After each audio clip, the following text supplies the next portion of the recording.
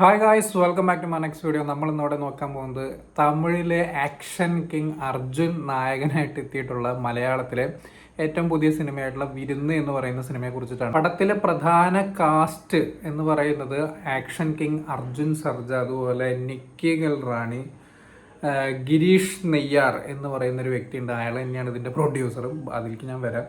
മുകേഷ് ഉണ്ട്, അജു വർഗീസ് ഉണ്ട്, ധർമ്മജൻ ബോൾഗാട്ടി ഉണ്ട്, ഹരീഷ് പേരടി ഉണ്ട്, ബൈജു സന്തോഷ് ഉണ്ട്, സുധീർ സുകുമാരൻ ഉണ്ട്, അജയ് വാസുദേവൻ ഉണ്ട്, ജയകൃഷ്ണൻ ഉണ്ട്.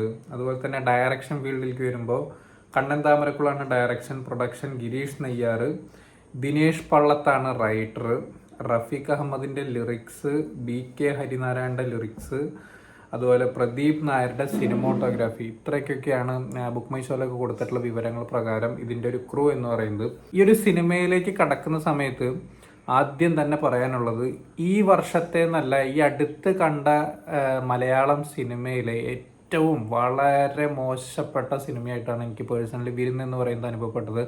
കാരണം എന്താണെന്ന് പറഞ്ഞു കഴിഞ്ഞാൽ കാസ്റ്റിംഗ് തന്നെ അമ്പേ പാളിപ്പോയൊരു കാസ്റ്റിംഗ് ആയിരുന്നു. അതെനിക്ക് തോന്നുന്നു ആദം ജോൺ എന്ന് പറയുന്ന സിനിമയൊക്കെ മലയാളം ഇൻഡസ്ട്രിയിൽ ഒരു ഓളുണ്ടാക്കിയിട്ടുണ്ടായിരുന്നു. ആ ഒരു സമയത്തൊക്കെ ഷൂട്ട് ചെയ്തതാവാനാണ് സാധ്യത. കാരണം ഇതിൻ്റെ ഷൂട്ടും സെറ്റപ്പൊക്കെ കണ്ടപ്പോൾ എനിക്ക് അങ്ങനെയാണ് തോന്നിയത്.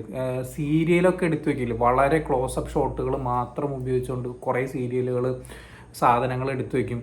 അത്തരത്തിലുള്ള മലങ്കൾട്ട് സീരിയലുകളേക്കാൾ തരം താഴ്ന്ന രീതിയിലുള്ളൊരു മേക്കിംഗ് പരിപാടിയായിട്ടാണ് എനിക്ക് തോന്നിയത്. അത്രയ്ക്ക് വിഷമമുണ്ട്. കാരണം അർജുനെ പോലുള്ളൊരു ഒരു താരത്തിനൊക്കെ മലയാളത്തിലേക്ക് കൊണ്ടുവരുമ്പോൾ അതിൻ്റേതായിട്ടുള്ള എന്തെങ്കിലും ഒരു ആ ഒരു സിനിമയ്ക്കകത്ത് ഉണ്ടാവണ്ടേ. അപ്പം അർജുനെ സംബന്ധിച്ച് എനിക്കൊരു പോസിറ്റീവായിട്ട് എനിക്ക് തോന്നിയത്, ഇതിലൊരു രണ്ടാമതൊരു ആക്ഷൻ വരുന്ന സമയത്ത് അർജുൻ്റെ കുറച്ച് മാനറിസങ്ങളുണ്ട്. അതായത് ആളുടെ എല്ലാ സിനിമയിലുള്ള പോലെ ഇങ്ങനെയൊക്കെ പിടിക്കുക, അതുപോലെ തന്നെ ഇങ്ങനെയൊക്കെ ആക്കുക, അതുപോലെ കോട്ടക്ക് കൊടയുക, അങ്ങനത്തെ പറയുന്ന കുറച്ച് മാനറിസങ്ങളുണ്ട് അർജുന്. അതുപോലെ തെറിക്ക എന്ന് പറയുന്ന ഒരു വേർഡൊക്കെ യൂസ് ചെയ്യുന്നുണ്ട്.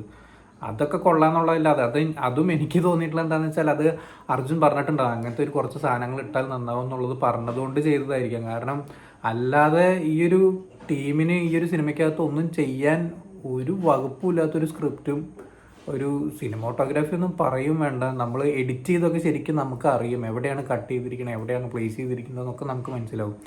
അതിലുപരി മലങ്കൾട്ടിന് അപ്പുറത്തേക്ക് എനിക്ക് തോന്നിയിട്ടുള്ളൊരു കാര്യം എന്ന് പറയുന്നത്, ഇതിൻ്റെ ബാക്ക്ഗ്രൗണ്ട് സ്കോർ, മിക്സിങ് ഒക്കെ തലവേദന എടുത്തിട്ടുണ്ടല്ലോ. ഈ ഒരു സിനിമയ്ക്കകത്ത് വളരെയധികം അരോചകം എന്ന് പറഞ്ഞു കഴിഞ്ഞാൽ വളരെയധികം. എനിക്ക് ഇൻ്റർവെല്ലൊക്കെ ആകുമ്പോഴത്തേക്ക് എണീറ്റ് പോകാനാണ് തോന്നിയത്. ആകെപ്പാടൊരു എനിക്ക് ഒരു പ്രതീക്ഷ എന്ന് പറഞ്ഞതുണ്ടായത് ബൈജുവിൻ്റെ ആ ഒരു ക്യാരക്ടറും, അതുപോലെ തന്നെ മുകേഷിൻ്റെ ക്യാരക്ടർ വലിയ കുഴപ്പമില്ലാണ്ട് ഒപ്പിച്ചിട്ടുണ്ട്.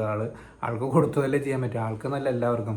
അതുപോലാണ്ട് വെറുപ്പിക്കൽ എന്നൊക്കെ പറഞ്ഞു കഴിഞ്ഞാൽ ഹരീഷ് പേരടിയുടെ ഒക്കെ ഒരു ലാസ്റ്റ് ഒരു സാധനം വരുന്നുണ്ട്. അതൊരുമാതിരി സമന്ത കണ്ടമാമാവ കളിക്കുന്ന പോലത്തെ ഒരു ഡാൻസും, അപ്പോൾ അത്തരത്തിലുള്ളൊരു വെറുപ്പിക്കൽ പരിപാടി ഉണ്ട്. അത് കഴിഞ്ഞിട്ട് ഒരു ലൊട്ടലൊടുക്ക ആക്ഷൻ സീനും എനിക്ക് ആകെപ്പാടെ തലവേദന എടുത്തിട്ട് ഒരു രക്ഷയുണ്ടായിരുന്നില്ല, പറഞ്ഞ രക്ഷയില്ല. അതുപോലെ ഡബ്ബിങ് ഒക്കെ നിക്കി ഗൽറാണിയൊക്കെ വന്നിട്ട് എന്തൊക്കെയാണ് കാണിച്ചു പോകുന്നത്.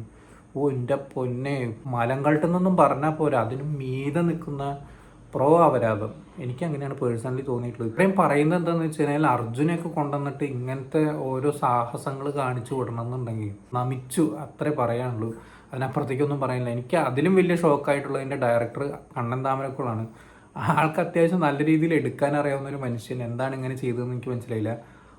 വെറുപ്പിക്കലായിട്ട് എനിക്ക് തോന്നിയിട്ടുണ്ടായിരുന്നത് ഇതിൽ ഗിരീഷ് നെയ്യാർ എന്ന് പറയുന്ന ഒരു പ്രൊഡ്യൂസർ, അയാളാണ് ഇതിൻ്റെ പ്രൊഡ്യൂസർ. അയാൾ ഇതിലൊരു ആങ്ങളയുടെ വേഷം എടുത്തിട്ടുണ്ട്.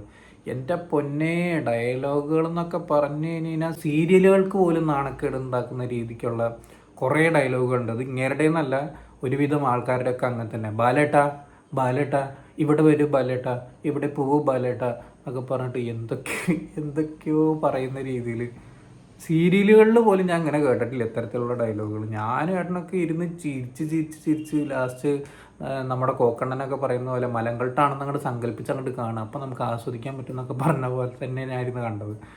അത്രയും വെറുപ്പിച്ച് കൈ തന്നു. സോ എന്തായാലും നിങ്ങൾ ഈ ഒരു സിനിമ കാണുകയാണെങ്കിൽ തിയേറ്ററിൽ തന്നെ പോയി കാണാൻ ശ്രമിക്കുക, അല്ലെങ്കിൽ OTTയിൽ വരുമ്പോൾ OTTയിൽ വന്ന് കാണാൻ ശ്രമിക്കുക. നല്ലൊരു തിയേറ്റർ തിരഞ്ഞെടുത്ത് കാണണമെന്നൊന്നും ഞാൻ പറയില്ല, കാരണം അതിന് മാത്രമുള്ള വകുപ്പൊന്നും ഈ ഒരു സിനിമയ്ക്കകത്തില്ല. സോ അതുകൊണ്ട് എങ്ങനെ വേണമെങ്കിലും നിങ്ങൾക്ക് കാണാം, അത് നിങ്ങളുടെ ഇഷ്ടമാണ്. നിങ്ങൾ ഈ ഒരു സിനിമ കണ്ടിട്ടുള്ളവരാണെങ്കിൽ എന്താണ് നിങ്ങളുടെ അഭിപ്രായം എന്നുള്ളത് താഴെ കമൻറ്റ് ബോക്സിൽ രേഖപ്പെടുത്താം. സോ വീഡിയോ ഇഷ്ടപ്പെട്ടു ഇഷ്ടപ്പെട്ടാൽ ലൈക്ക് ചെയ്യുക, ഷെയർ ചെയ്യുക, കമൻറ്റ് ചെയ്യുക, ചാനൽ സബ്സ്ക്രൈബ് ചെയ്യുന്നവരും മറക്കാതിരിക്കുക. See you in the next video guys.